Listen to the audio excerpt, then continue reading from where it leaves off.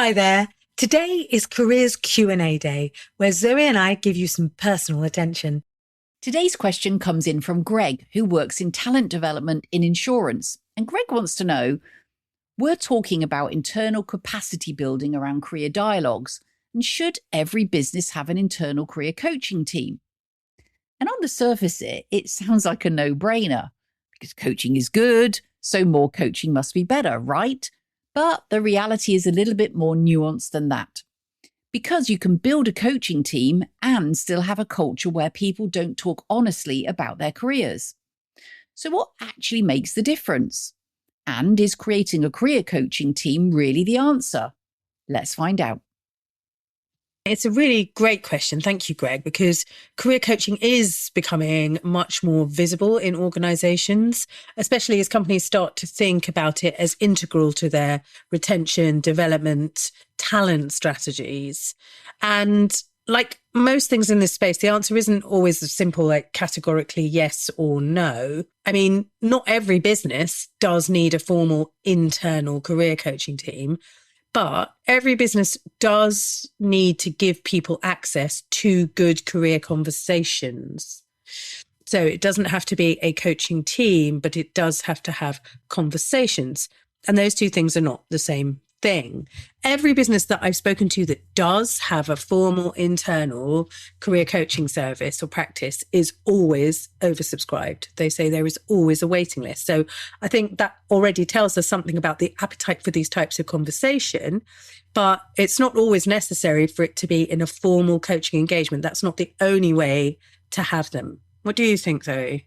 Yeah, I completely agree. And I think if we look more broadly, coaching is absolutely on the rise. Anyway, people are tapping into that kind of opportunity for a safe space to have a good conversation and flex their thinking. And lots of large organizations are investing it in some shape or form. And it's often linked then to improve retention, mobility across the organization, higher levels of engagement and performance and all those wonderful things. And I think, most organizations investing in coaching will talk about stronger returns, improved employee outcomes. And that, I think, is why it is becoming such a popular lever within organizations.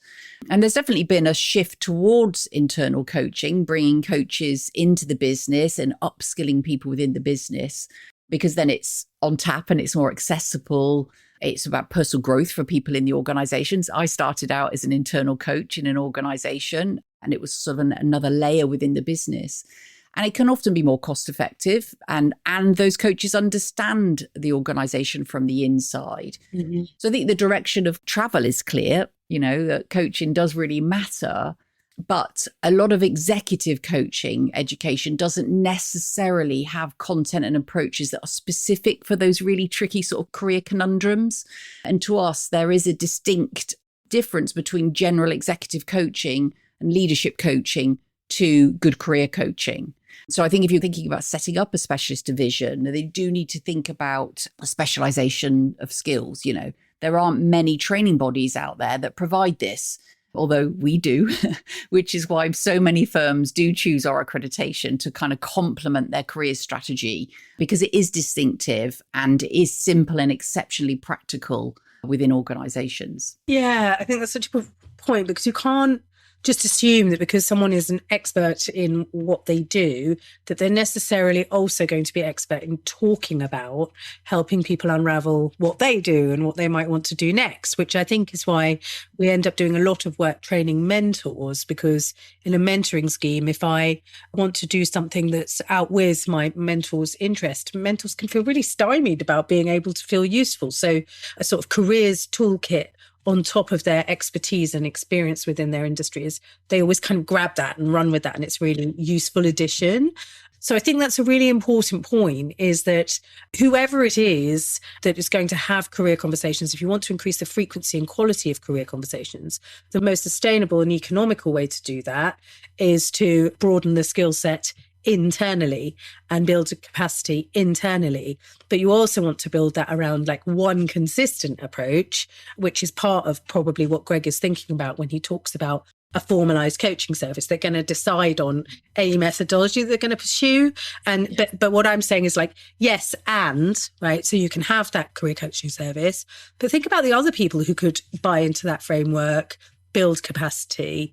Because coaches for careers don't have to be dedicated. They can also be business leaders, they can be peers, they can be technical experts, they can be your alumni, your mentors, your people growth enthusiasts, people who just love, talking to people about their futures.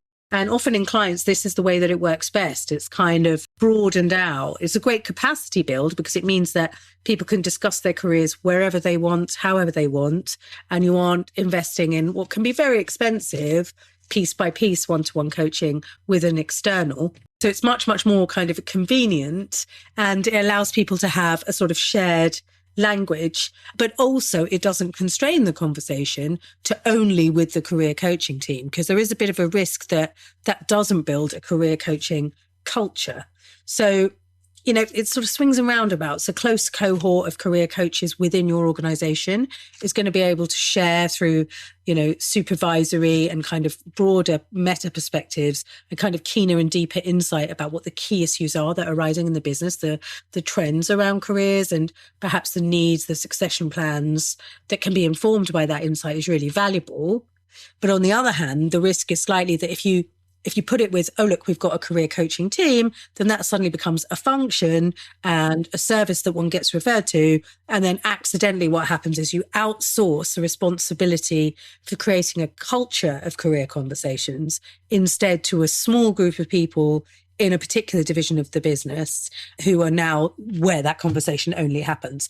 And that's the tension. I want to kind of discourage Greg from allowing the organization to go, oh, that just happens over here, and rather instead to think about how do I evolve a career coaching culture, which may indeed include some specialists across the business. But I think where people have access to coaching, to mentoring, to curious career-minded colleagues, to managers who are dedicated to growth. In all of those places, there are opportunities to talk about, to have a career conversation. And those should be everywhere and available to everyone, not just take a ticket, wait in the long waiting line on the bench with no other place to have that conversation. Oh, you've just taken me to the Clark's shoe shop. Take a ticket and wait to have your feet measured. Yeah. Sorry about that, folks, but Erica transported me. No, you're absolutely right. And I think the other issue can be about confidentiality. If career conversations only happen internally with internal colleagues, how safe do people feel to do that? Is there that trust and safety and level of intimacy and relationship for people to feel safe to do it? And so sometimes clients deliberately bring us in to coach one-to-one or run large career coaching events so that people can feel that there is more space to speak freely about their aspirations. And that is something to bear in mind, that just bringing in, having coaches available, if the safety and that level of relationship isn't there, then it might sort of fall on deaf ears, if you like. They won't take their ticket to join the back of the queue because they don't feel safe to do that. Yeah, that's definitely something, Greg, in your setup you need to think about, the kind of triage between potentially a manager, an individual and their coach, and what the confidentiality agreements are in that. And that's really, it's important because the biggest barriers for organizations around career conversations, and that's why I really appreciate your question, Greg, is that they really don't just happen. They aren't like kind of continuous improvement conversations, customer conversations, obviously kind of tactics and kind of ROI conversations are like really well established as conversations we have in a business, but career conversations aren't. And people don't really always feel that they even have permission to talk openly about their career goals. And maybe because their manager feels uncomfortable or worried about what might come up, maybe because they've just never seen anyone else do it.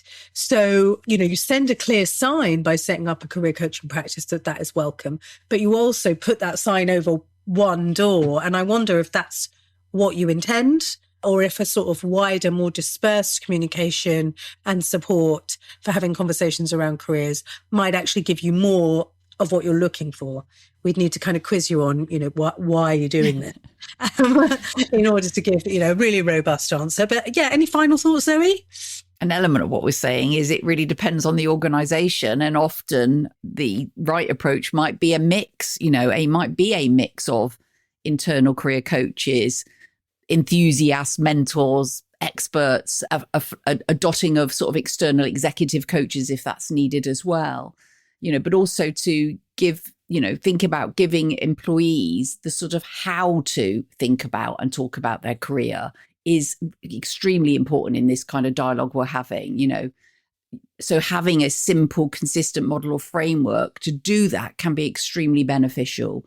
Think about training managers in basic coaching skills that complement this and give them a nice sort of simple agenda to follow where they feel like they've got this sort of scaffold for the conversation that really is helping them. Really do encourage peer-to-peer conversations using that same model so it becomes familiar when people dip into conversations throughout the organization, and really think about creating spaces where people can explore their thinking openly and safely. Because I think ultimately the goal isn't just to take the pressure off the managers completely, but it's to stop putting all of it on them or all of it on just this sort of small cohort of coaches, as you describe, Erica, a room somewhere with a label above the door, career coaching here, a space separate to everybody else is not necessarily the answer. So it shouldn't sit in one place. It should absolutely be shared across the organization.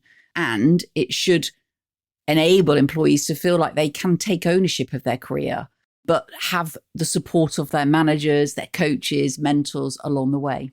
So maybe a question back to you, Greg, to kind of close off is, how easy is it in your organization at the moment for someone to have an honest conversation about their careers, and who would they have it with? And then what would make that easier, which I suspect has taken you to here, which is one, important consideration and option. But I think there might be more that you can do that may even be more scalable than the internal career coaching. But do absolutely think about how might we generate confidence and awareness and ability amongst multiple people in this organization to really laser in on a meaningful conversation around careers. Because career conversations are an amazing retention lever. They drive mobility, they drive engagement, they drive performance, they reduce attrition, they give you great return on investment. So I think you're absolutely heading in the right direction. Yeah. And, the best organizations don't just provide career coaching. They are really creating environments where coaching style of conversations can happen anywhere with the right sort of support around them. And that really does then begin to build that trust, openness, where a place where you can co-create your career path with the organization. And that ultimately leads to you staying in the business, or a place where you don't just develop the people, you're keeping them as well because they want to stay there. They feel safe, they feel they can grow and they can thrive in their career. So thank you, Greg, and thank you, Zoe, for our chance to interact around this. And hopefully, Greg, it's given you some food for thought. But listeners, if you're curious to know more about how to embed a kind of simple and practical career coaching approach, how we've used that with internal coaches and mentors in your business, then please do get in touch with us. And remember to keep sending in your career-related questions. So you record an audio of the question and ping that over to us, or just scribble us a note via email or snail mail or whatever. And you can keep it anonymous. Just use your first name and tell us, what's on your mind, whether it's on organization, scalability, embedding approach, a quality approach, or whether it's something more personal to you and your career direction. So just send them in to Zoe and I at pod@thecareerequation.com. Thank you, Greg.